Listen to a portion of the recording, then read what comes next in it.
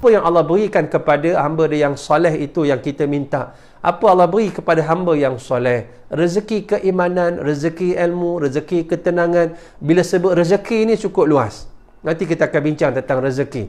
Ada 7 ataupun 8 jenis rezeki.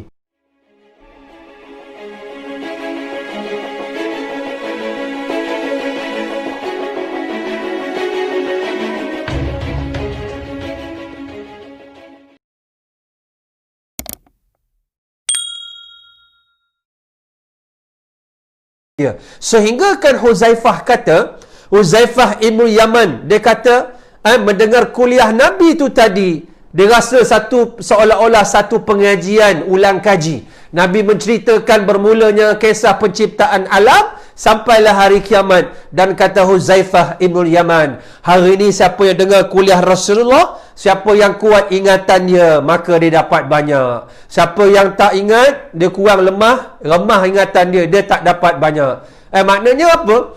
Maknanya terkadang begitu keadaan kuliah Nabi.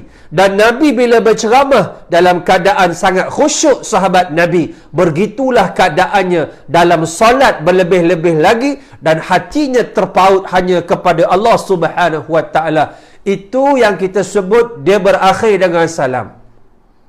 Sebab itu sahabat-sahabat, menyebabkan kita balik kepada poin yang kedua hari itu tentang ilmu. Sebab tu solat ini tak cukup dan kita akan belajar sampai mati.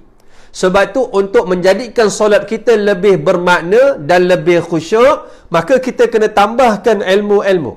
Pemahaman tentang Fatihah, pemahaman tentang surah-surah. Dan bila kita baca, orang yang faham dengan tak faham tak sama tuan-tuan. Sebab tu Imam Mazil Haram, dia baca pagi surah biasa je. Dia baca surah, apa dia? Alhaakumut takatsur saja. Tapi satu masjid menangis. Orang Melayu yang tak faham bahasa Arab pun menangis. Imam baca dengan penghayatan tuan-tuan. Dia faham bagaimana orang merebut dunia ni. Hatta zurtumul maqabir. Sampai nak masuk kubur pun kamu masih pulun dunia. Kamu cari dunia. Matang ni nak mati, hari ni duk kira duit lagi. Petang lagi nak mati, hari ni masih tak semayang. Petang ni nak mati, hari ni masih tak berubah lagi untuk kembali kepada Allah. Nak dah ceritanya dahsyatnya dunia sehingga orang lupa tentang kematian. Imam menangis tuan-tuan. Ini penghayatan.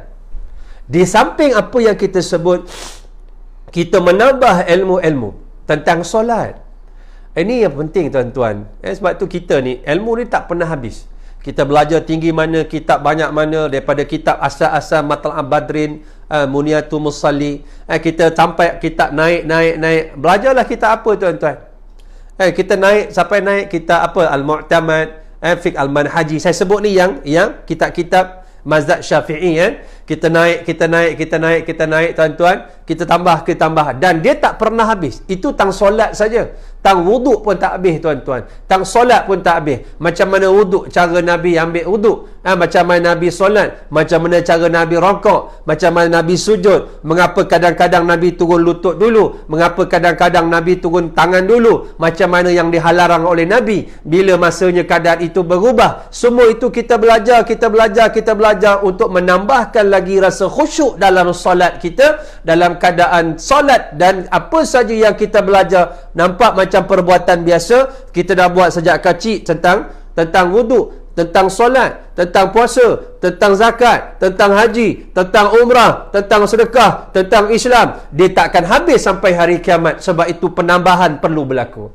Ini yang kita sebut dalam poin kedua. Kita masuk ilmu itu kepada ilmu solat. Yang kedua saya nak sebut, itu yang kita kata khusyuk. Ilmu khusyuk. Awalu ilmin yurfa'u minal ardi al-khusyuk. Nabi sebut. Ilmu pertama yang Allah rentap di atas muka bumi ni ialah ilmu khusyuk. Bila khusyuk dah habis, apa lagi tinggal pada solat? Fawailul lil musallin alladhina hum fi salatihim sahun. Orang yang an salatihim sahun, iaitu celakalah orang yang solat, kata Allah, yang lalai dari solatnya. Ini solat orang munafik. Yang kedua, orang yang solat tidak jaga waktu solat. Sebab itu dalam PKP ini diajar kepada kita tuan-tuan, apa dia? Diajar kepada kita menjaga solat.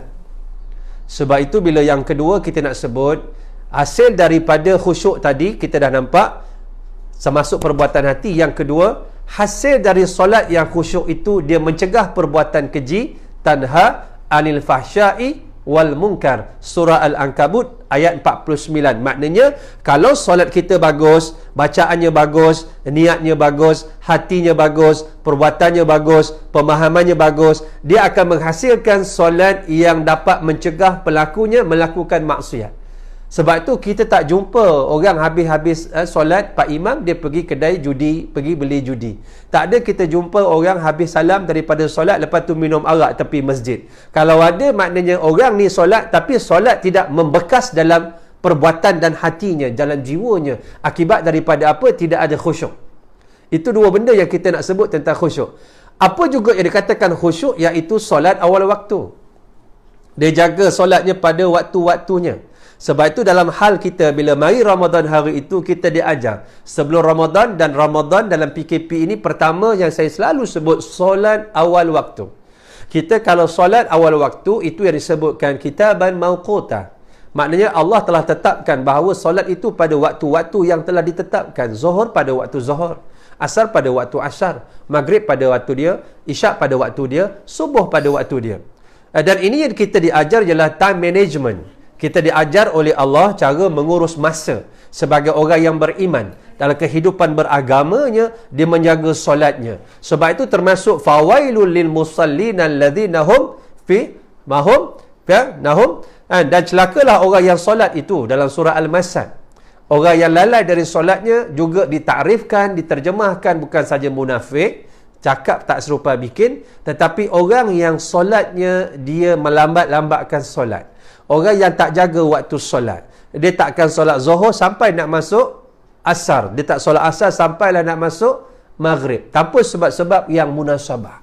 Maknanya dia tidak menjaga penghayatan waktu tersebut. Sebab itu dalam keadaan Ramadan, kita muhasabah balik. Pertama, kita sebagai laki-laki, cuba tengok diri kita. Solat kita hari ni, tengah hari ni, pagi ni tuan-tuan, cuba tengok. Awal waktu ke hujung waktu? Ada tak? Kalau kita rasa kita lewat, maknanya perbetulkan. Maknanya masuk saja waktu, walaupun kita tak boleh pergi masjid, tak pergi surau, jaga waktu solat. Yang kedua, berjemaah. Yang ni kita sudah berjangkit kepada perkara yang lain. Maksudnya, bila kita sebagai ayah, sebagai suami, kita bukan saja nak jaga waktu solat kita, bahkan nak jaga waktu solat anak-anak kita, orang yang duduk bawah kita. Maknanya, tadi ilmu solat, kedua waktu solat. Ilmu solat kita, ilmu solat anak. Allahu Akbar. Kemudian waktu solat kita, waktu solat anak-anak. Bagaimana kita mendisiplinkan diri kita dan mendisiplinkan orang di bawah kita. Bermula dengan kita dulu kena disiplin, baru orang bawah kita tengok kita. Kita suruh anak kita solat, kita tak ambil wuduk lagi.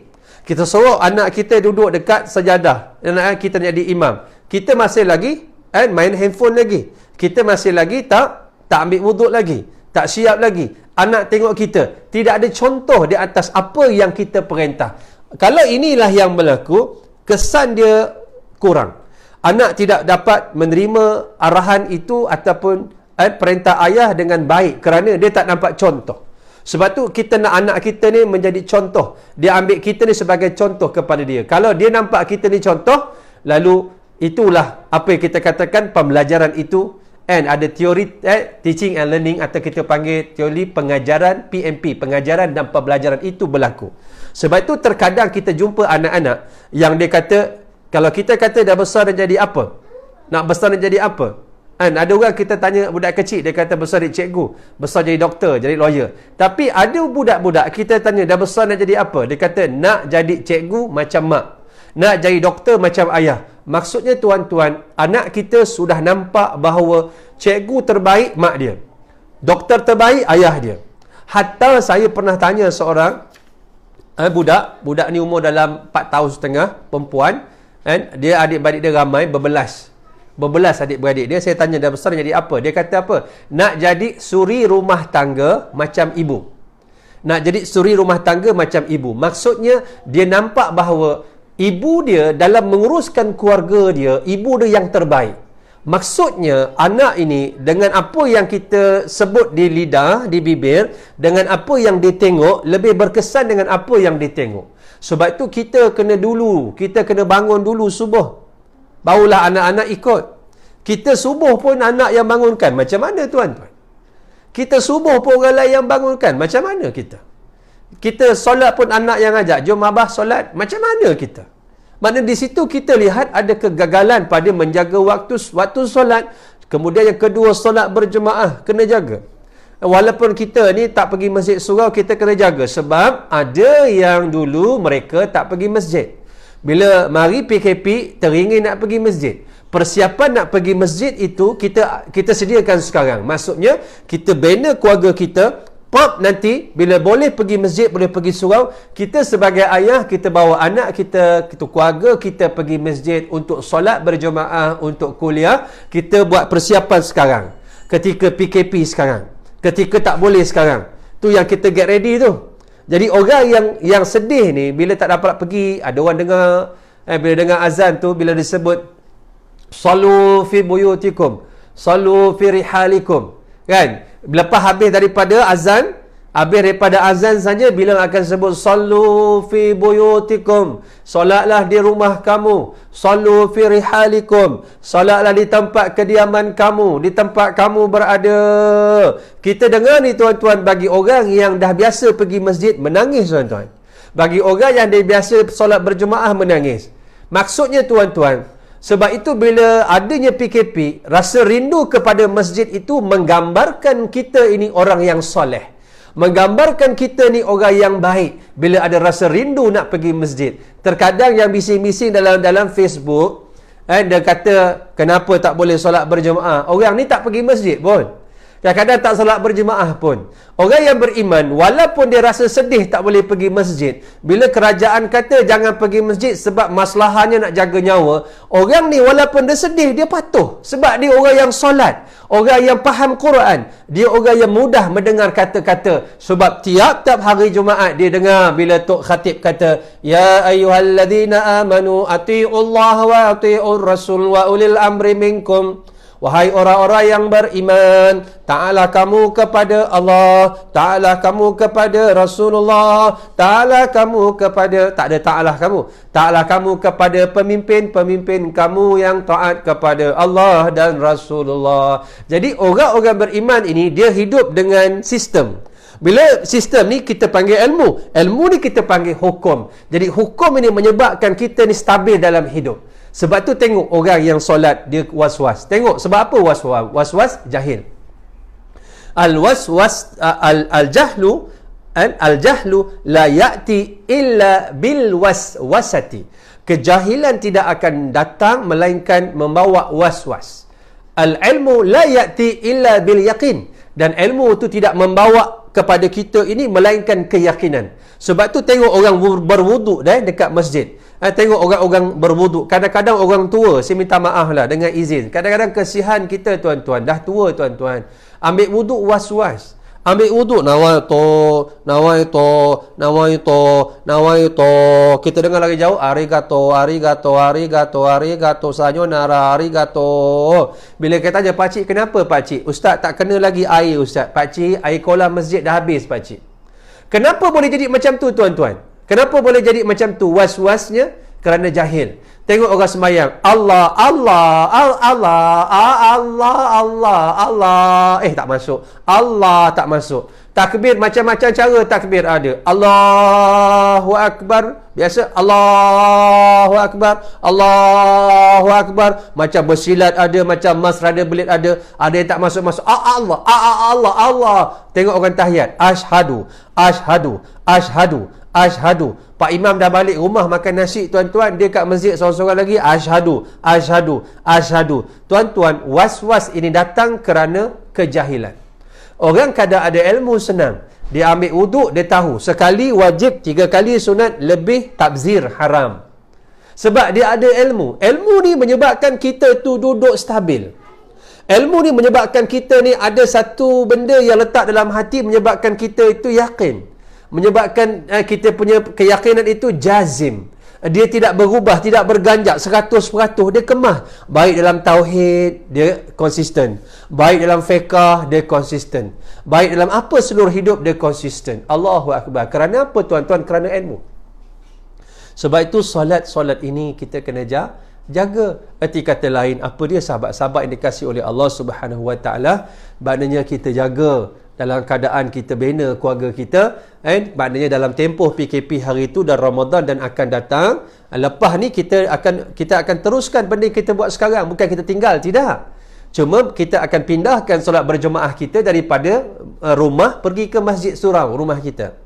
Kita pindahkan dia punya tempat dia, venue dia. Tetapi perbuatan itu mesti kita kena kekal. Solat awal waktu, solat bawa keluarga, ini kena kekal.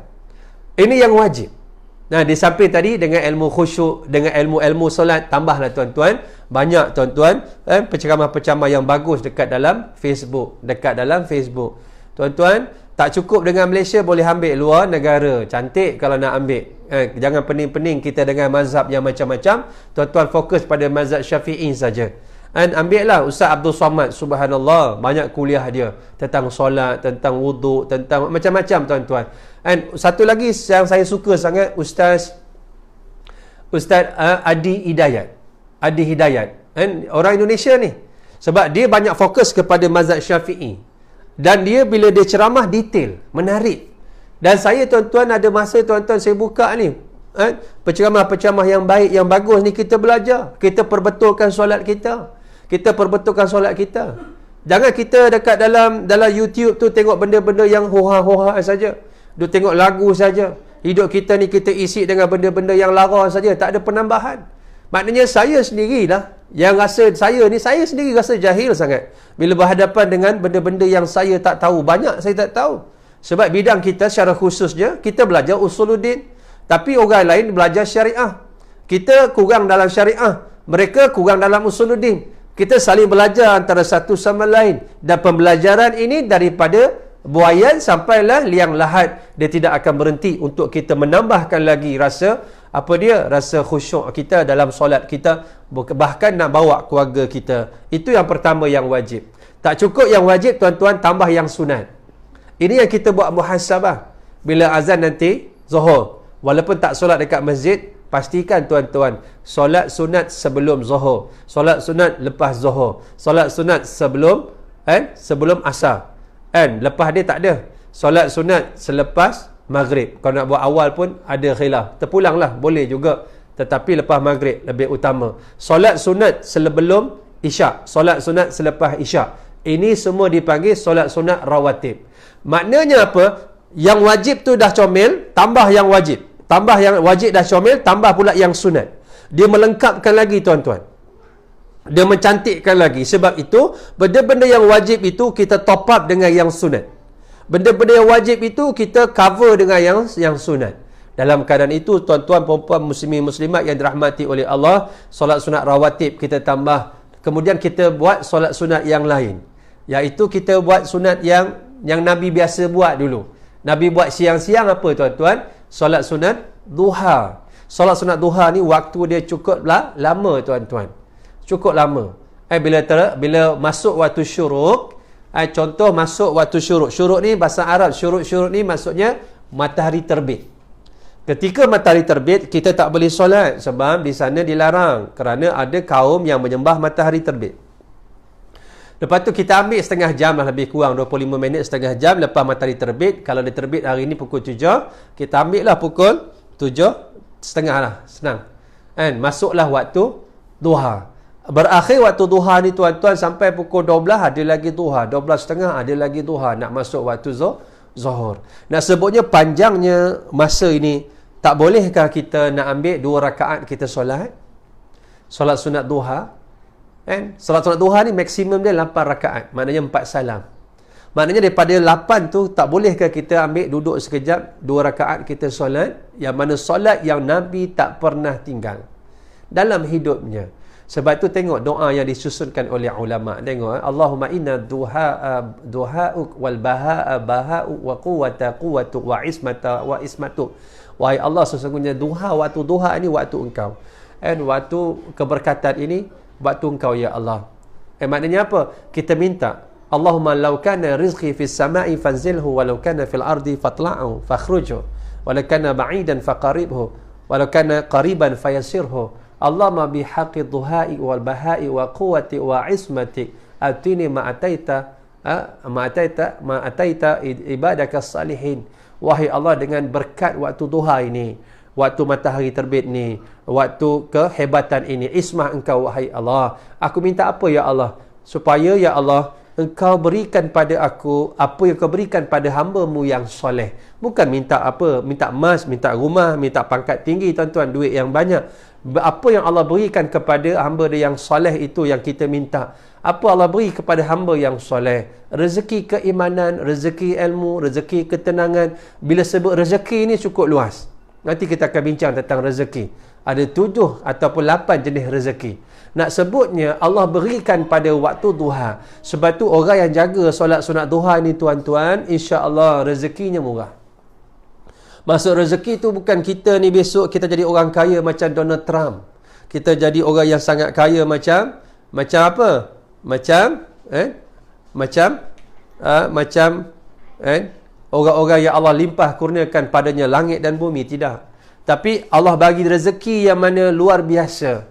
Makannya cukup, hatinya tenang, jiwanya baik, anaknya soleh, anaknya soleha, anak tak dayah, tak anak dengar kata, anak dia tak menderhaka pada dia, anak dia kasih pada dia, anak dia doa untuk dia, dan bila mati ada anak yang mandi, yang kafan, ada anak yang usung pergi kubur, ada anak yang solatkan, bila dah meninggal masuk dalam kubur alam barzah, anak tak renti-renti berdoa, hati-hati kau semayang, wahai Allah, ampunkan dosa aku, dosa kedua orang ibu bapa aku, sebab dia didik aku masa kecil dengan Islam, ya Allah, ampunkan dosanya ya Allah, angkatkan azab kuburnya ya Allah, lapangkan kuburnya ya Allah, luaskan kuburnya ya Allah. Dalam keadaan apa? Setelah kita mati. Ini semua yang kita tak nampak, bahawa itulah rezeki orang-orang yang soleh yang diberikan oleh Allah Subhanahu wa ta'ala.